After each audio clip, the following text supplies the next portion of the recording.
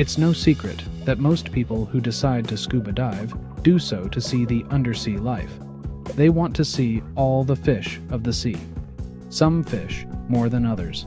In contrast, many prefer the small and colorful fish. Others prefer the big ones, with equally big teeth. Regardless of where you fall in that equation, scuba diving is like going on a safari without any barriers. You may have noticed the different types of divers if you've taken a dive excursion. You have the person who has to be first with their camera, so everything is gone when the next person gets there. You have the one who feels that everything in the ocean needs their loving touch. You have those who are easily distracted. They are the ones you never know if you're going to see their mask or their fins.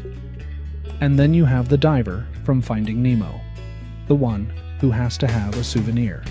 To start linking this to our faith, you may recall that Jesus recruited many of his disciples from fishing boats. He told them from that day forth they would be fishers of men. They left their nets and followed Jesus without delay.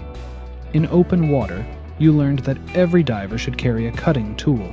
This will help you or your buddy in case either of you becomes entangled. But there are numerous videos of divers saving sea life. People love to watch a diver free a whale, dolphin, shark, or ray from fishing line, nets, and plastic. The feeling of joy to see the animal free is inspiring, but what Jesus offers is so much better. Jesus has given us the ability to dive into the sea of humanity and free all those entangled in sin. The joy they will experience when the burdens that have been cutting into them for so long are finally gone is hard to express with words.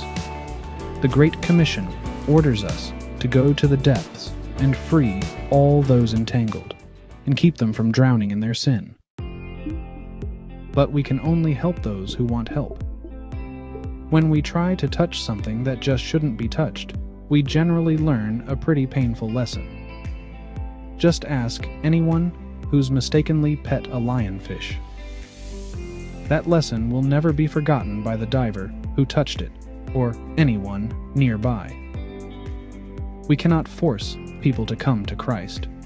We must lovingly offer it to anyone and everyone willing to hear. The goal isn't to hook them and reel them in.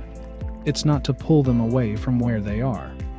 The goal is to free them from what burdens them, so they can be where God intended them to be, and do what God intended for them to do.